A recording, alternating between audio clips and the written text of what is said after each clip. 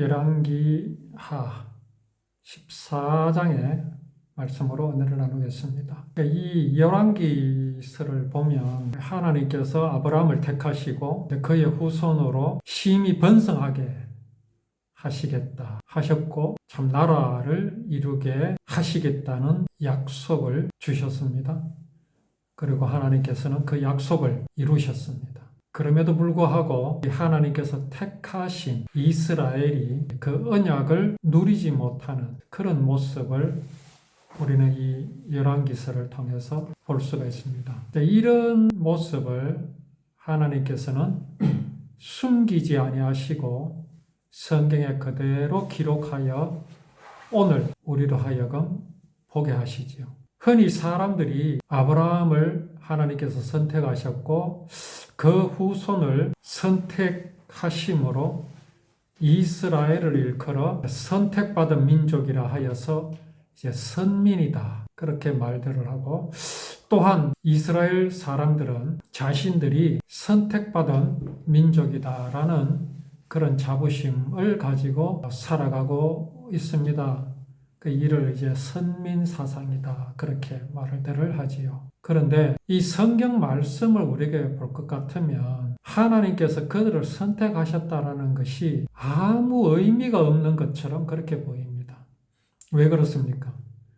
그들의 삶이 이방인들의 삶이나 또한 오늘을 살아가는 우리의 모습이나 조금도 다를 것이 없음을 우리가 볼 수 있기 때문입니다. 자, 그렇다고 해서 하나님께서 그들을 선택하신 것을 무효화하시느냐? 절대 그렇지 않습니다. 하나님은 그들을 택하신 것에 대해서 절대로 없었던 것으로 하실 마음도 없고 그렇게 하신 적도 없습니다. 자, 이유가 무엇일까요? 그들이 특별해서입니까? 하나님이 그들을 다른 세상 모든 사람보다 더 사랑하셔서 그렇습니까?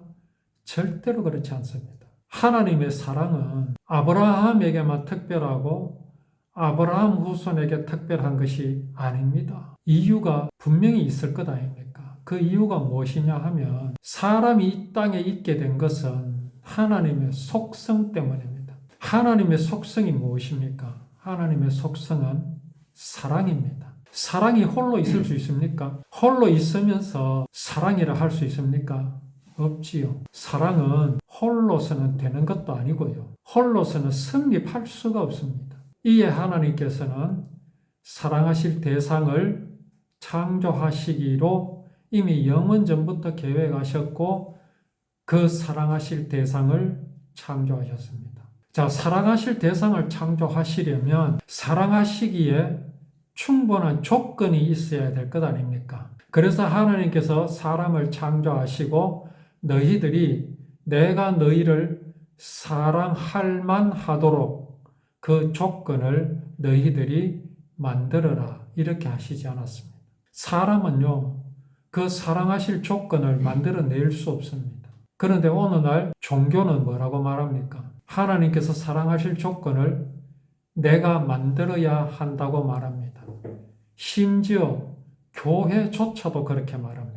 하나님의 사랑을 받기 위해서는 내가 무엇을 해야 되는 것으로 가르치는 것이 오늘날 교회입니다. 그래서 율법을 주신 것도 하나님의 사랑을 받을 수 있는 방법을 보여주시기 위해서 율법을 주셨다고 말합니다. 그렇게 이제 율법을 지켜서 하나님의 사랑을 받고자 하고 있으니 이게 세상 사람이 만든 종교, 세상 사람이 만든 법하고 무슨 차별이 있을 수 있겠습니까? 다 같이 노력하여 내가 어떤 경지에 이르는 것이라고 말하는 것이니 세상 종교나 하나님을 믿는 것이나 전혀 구별이 되지 않는 겁니다.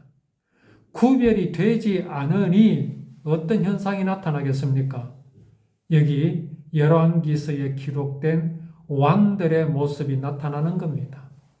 이 왕들의 모습이 지금 어떻습니까? 이 왕들의 모습이 어떠하길래 하나님께서는 진노하시고 그들에게 벌을 내리시고 포로가 되게 하시는 이런 일들이 왜 일어납니까? 이 왕들이 하나님의 율법을 지키지 않기 때문입니다. 그 율법을 지키지 않는 것이 어떤 것입니까? 착하게 살지 않고 바르게 살지 않고 나쁜 짓만 하고 그런 겁니까? 아닙니다. 하나님께서 이스라엘 역대 왕들의 죄악, 잘못이라고 하시는 것은요, 모두가 우상을 숭배하는 것을 두고 하십니다. 말씀하십니다. 왜 그들이 그러면 우상을 숭배합니까? 왜 그들이 우상을 섬기겠습니까? 이는 하나님과 우상을 구별하지 못하기 때문에 그렇습니다. 그러면 왜 그들이 하나님과 이방신을 구별하지 못하겠습니까? 그게 바로 율법을 잘못 알고 있기 때문에 그런 겁니다. 율법은 그냥 법으로 아는 겁니다. 하나님께서 율법을 주신 이유가 착하고 바르게 살게 하시기 위해서 주신 것으로 그렇게 믿고 있으니 이방 사람이 만든 종교가 말하는 법이나 율법이 구별이 되지 않는 겁니다. 그들이 말하는 것에 전부 옳다고 하는 겁니다. 너희 말도 맞네. 착하게 살아야지.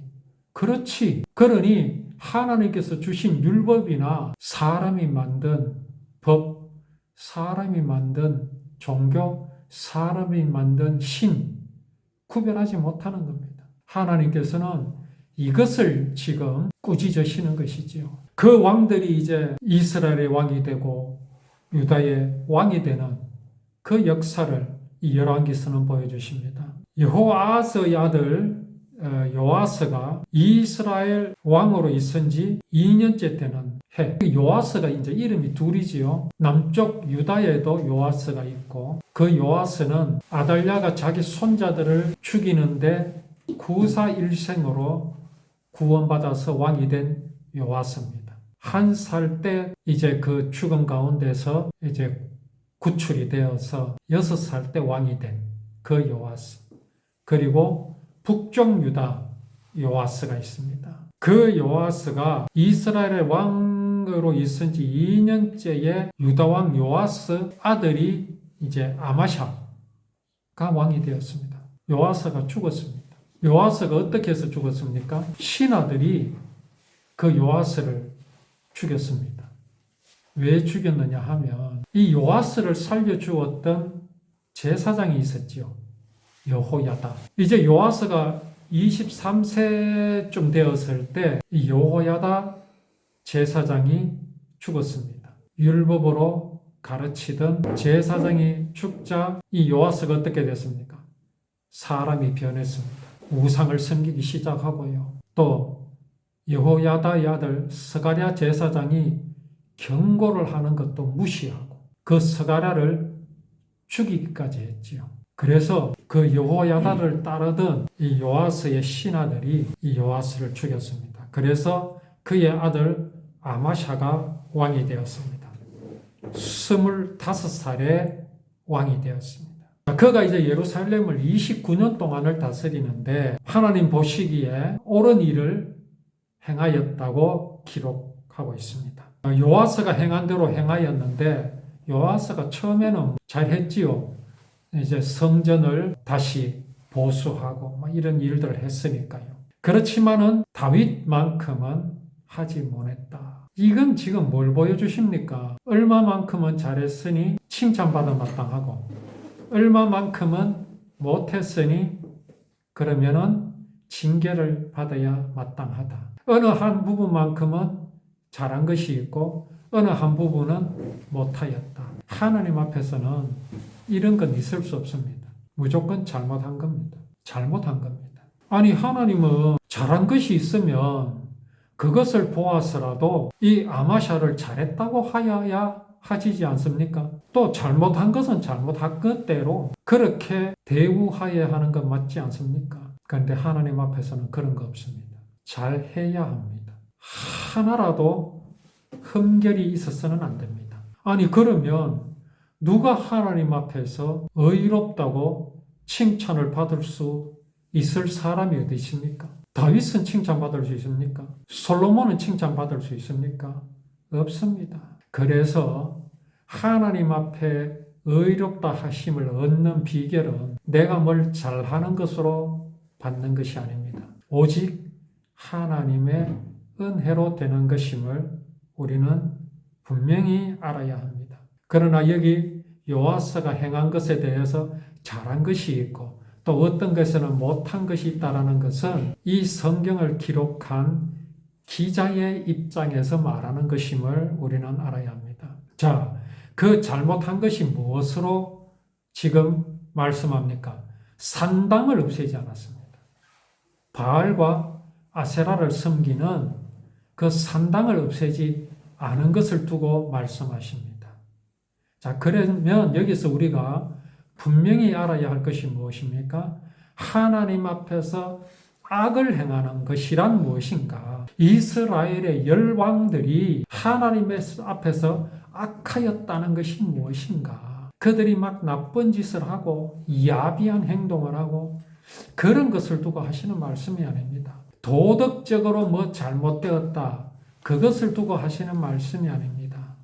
이들이 여호와의 율법을 언약으로 믿지 않고 도덕으로 바른 생활하게 하시는 것으로 주셨다고 여기는, 그래서 사람이 만든 법, 사람이 만든 신, 사람이 만든 종교와 구별되지 못하여서 그 이방인들이 섬기는 신을 섬기고 그들이 만든 도덕과 윤리와 하나님의 율법과 구별하지 못하는 그것을 하나님께서는 악한 것이라고 말씀하고 계시다는 사실을 우리는 분명히 알아야 합니다.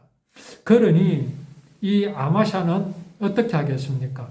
산당을 없애지 않고 여전히 왕뿐만 아니라 그 백성들이 그곳에서 제사를 지내고 향을 피우는 이런 일들이 일어나고 있는 것입니다. 하나님의 율법은 뭐라고 말씀하십니까?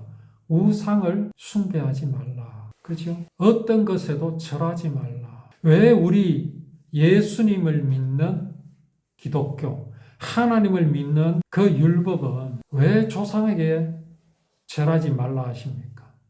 왜 죽은 사람을 향하여 절하지 말라 하십니까? 왜 조상에게 절하고 제사를 지냅니까? 그게 뭐 때문에 그런 줄 아십니까? 죽은 사람을 신으로 섬기기 때문에 그렇습니다. 제사를 지내면 뭐라고 합니까? 자손들을 잘 보살펴 주시기를 기대하지요.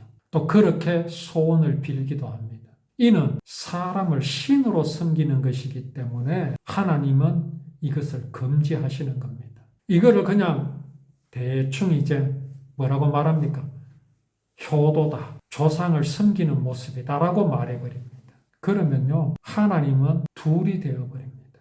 그래서 예수님을 믿는 기독교는요, 그것을 인정하지 않는 것이지요. 이제 우리가 이 열왕기의 말씀을 통해서 열왕들이, 이스라엘의 왕들이 어떻게 해서 이렇게 무너지고 그들 속에 있는 율법은 그들에게 과연 무엇이었는지에 대해서 우리가 더 말씀을 나누면서 진실로 하나님께서 율법을 우리에게 주신 그 깊으신 뜻을 더 알아가는 우리 은혜의 말씀을 또 오후에 나누도록 하겠습니다.